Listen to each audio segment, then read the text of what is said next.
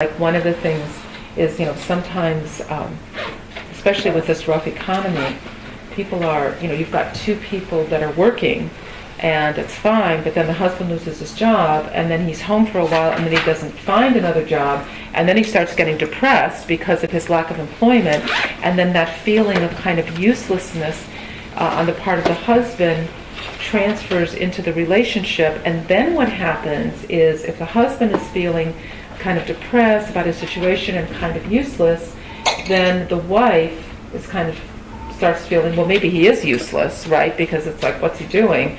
And then the wife starts kind of losing respect for the husband. And once you've lost respect for somebody, you can't have sex with them anymore. Yeah, sex has a lot to do with respecting the other person. Yeah, so it's love also and caring, but it's also respect. If you don't respect someone, there's absolutely no way that you can get close to them sexually. You just, you have a hands-off attitude. So when there's an imbalance, in the male-female relationship at home, husband-wife, partners, whatever that is, then that can lead to problems.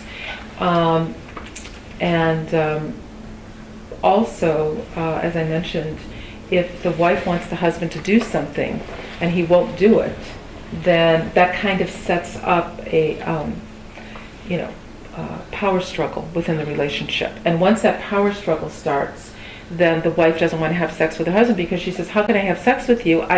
I'm angry with you, or even if she doesn't realize that on an overt level, that is what's going on. She's angry at the husband.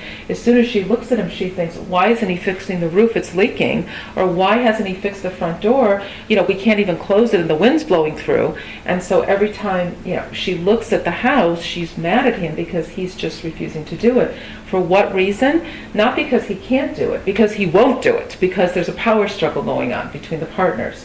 And so then, of course, the husband says, oh, honey, and, comes and puts his arm around the wife, and she says, get away from me. I'm really pissed off at you. You don't care about me. You won't do anything that I ask you to do. Look at the condition of the house. What's wrong with you? And how do you expect me to have sex with you? So there's that kind of a power struggle that's going on. So, and it's funny because it's very hard sometimes for couples to admit this. I treat a lot of couples, and they come in and they tell me their issues. He's doing this, she's doing that, da da da da da. But they don't understand that those little resentments and those little struggles that they're going through are actually preventing them from having a healthy sex life, a healthy sexual relationship, because you're mad at the person.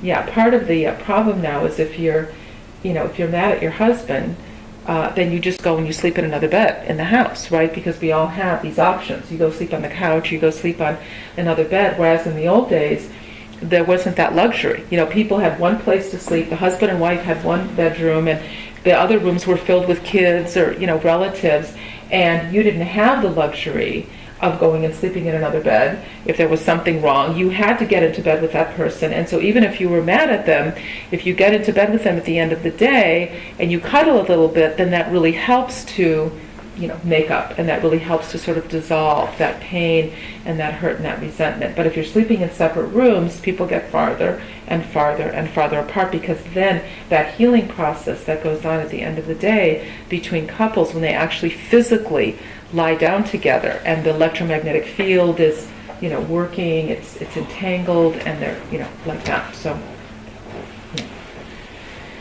anyway, so those are the things that happen. So that's why we really emphasize with couples making an effort to have a healthy sex life. Now, the sex talk that I'm going to give you this morning really relates to more to married couples. This doesn't really relate that much to casual sex. Yeah.